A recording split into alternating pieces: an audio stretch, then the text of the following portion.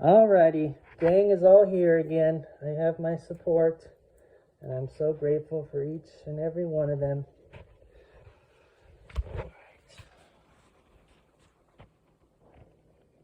Alright, good evening. My name is Landon Smith, and I would like to start off with a joke because this is a hot topic to most. Actually, let me take this off here. Alright, much better. Look at face. Thank you. Alright, my name's Landon Smith. Good evening. And I would like to start off with a joke because this is a hot topic to most. What is it called when two guys go out for the evening while demonstrating safe protocol? A mask mandate. In 2020, a new virus arose called COVID-19 that would affect everybody all over the world.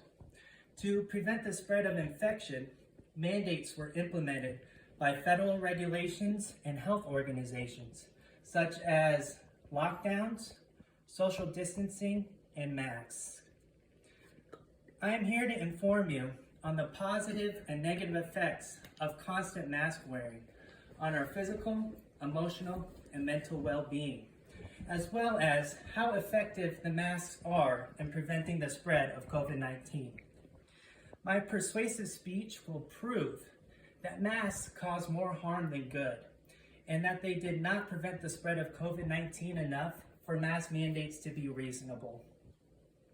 I am qualified to speak on this topic because I have worked in the health field for 10 years, and I have had to wear a mask every day since 2020. I have seen firsthand how masks affect people because of my constant daily patient contact. It affects how we communicate and connect with one another. At one point, you were not able to enter any establishment, such as a restaurant, work, a bank, and such, without wearing a mask. Credible resources that I will be referring to is the Center for Disease Control and Prevention website, research done by Dr. Gary Sidley, a retired clinical psychologist, Dr. Alan Morg, a retired consultant of public health, the HART, which stands for Health Advisory and Recovery Team. The article is titled, "Masks Do More Harm Than Good." It was published June 8, 2022, and it can be located at heartgroup.org, as well as a well-known trial done by one medical doctor and two scientists entitled Effectiveness of Adding a Mask Recommendation to Other Public Health Measures to Prevent SARS-CoV-2 Infection in Danish Mask Wearers. This was published March 2021 and can be found at acpjournals.org. I will be informing you first on the positive effects of wearing a mask, second, the negative effects of constantly wearing a mask, and third, how effective the masks are in preventing getting and giving the COVID-19 virus.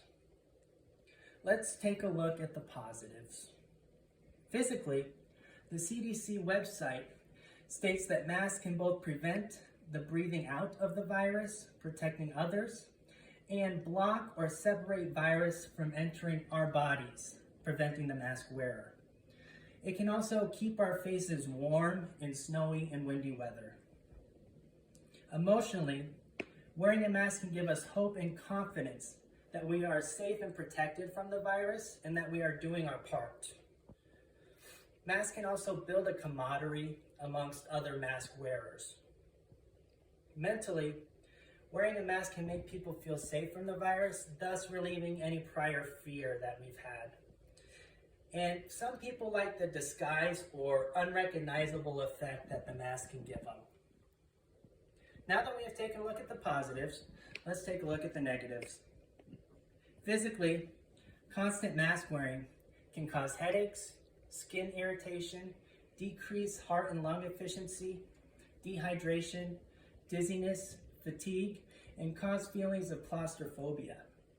Masks can also heighten the risk of falls in the elderly and cause pneumonia. After only 4 hours of wear, your risk of gaining or getting a bacterial infection increases due to the amount of bacteria that is caught in your mask throughout the day, and we are constantly touching and putting on and taking off our masks. Emotionally, constant mask wearing can heighten levels of fear in us because it acts as a reminder that danger surrounds us. And it can also make us look like a possible threat as a walking health hazard. Constant mask wearing can also resurface prior anxiety issues that we've had and cause trauma due to the increased stress of the mask mandates. Masks can also lessen children's social growth by not allowing them to read or view facial expressions, which is a huge form of nonverbal communication that is pertinent to their intellectual growth. Not wearing a mask can cause negative peer pressure to follow suit or else be banned from social gatherings and family events. It can also cause division and hostility between mask wearers and non-mask wearers. Mentally, masks can hinder our ability to communicate both verbally and non-verbally, making it hard for us to figure out how someone is feeling or their frame of mind. This can be very frustrating for people that are hard of hearing. Now that we have looked at the negatives, let's dive into the effectiveness of masks in preventing the spread of COVID-19. There are many arguments against the effectiveness of masks, and I'll just share a few with you. Dr. Gary Sidley put it well when he stated that masks cannot prevent COVID-19 from entering your body because of the cloth that the mask is made out of contains large holes when compared to the very small droplets of the virus. Due to this, masks do not prevent the spread of COVID-19. A randomized controlled trial held in Denmark of almost 5,000 participants showed that the suggestion to wear masks did not lower infection rates in more than 50% in those that did wear the masks. More so, people that did wear masks were only 0.3 to 0.6% more protected than those that did not wear the masks. This is not a significant amount of difference that makes mask mandates reasonable. Dr. Jenny Harries stated in an interview that for the everyday person, masks are not reasonable and that they cause more harm than good. Professor Jason Leach, Scotland's clinical director, made a similar statement that for the everyday citizen, masks do not work, and there is worldwide proof of this. Even countries such as Germany have declared that there is no proof that masks remarkably lower infection rates in healthy people. There are some arguments for the effectiveness of masks, such as the CDC website that shows an article from Arizona that states in their counties that had the most people, they were 3.5 times more likely to have a COVID outbreak in schools that did not implement a mask mandate when compared to schools that did implement a mask mandate since day one. It also states that through experiments involving people, an upwards of 80% blockage has been achieved through cloth masks and surgical masks. The research that's been performed supports that in most cases, mask wearing had no negative health effects on the mask wearer, and that the oxygen and carbon dioxide levels had very little to no change. Even corporations have made statements and taken action towards the mask mandates, such as the World Health Organization, who in 2019 did not suggest masks in an attempt to manage a pandemic through no medication use. In December of 2020, the WHO released a document entitled The Use of Masks in the Context of COVID-19, which states that there is little and uncertain scientific evidence that holds up the success of masking healthy people in the general public.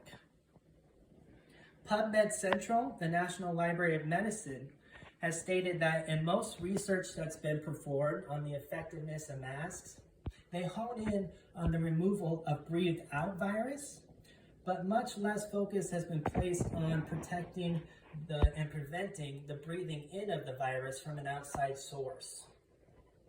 Let's take a quick look at the environmental factors.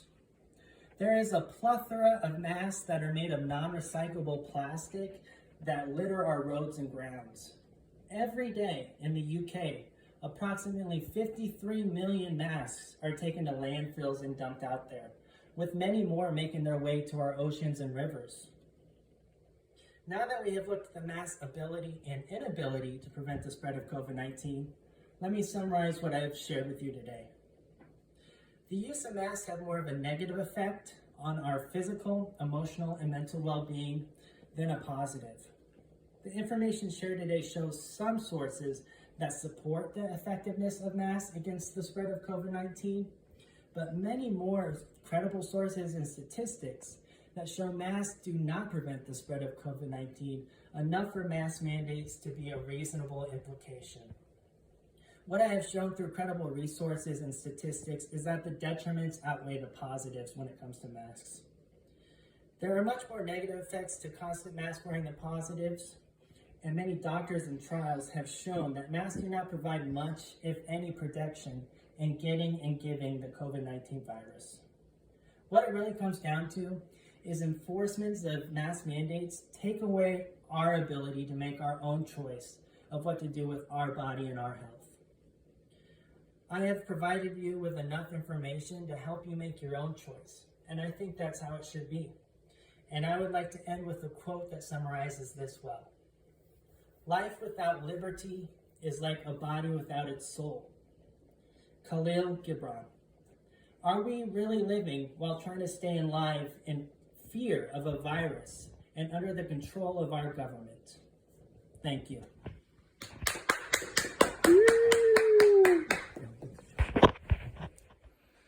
Yeah.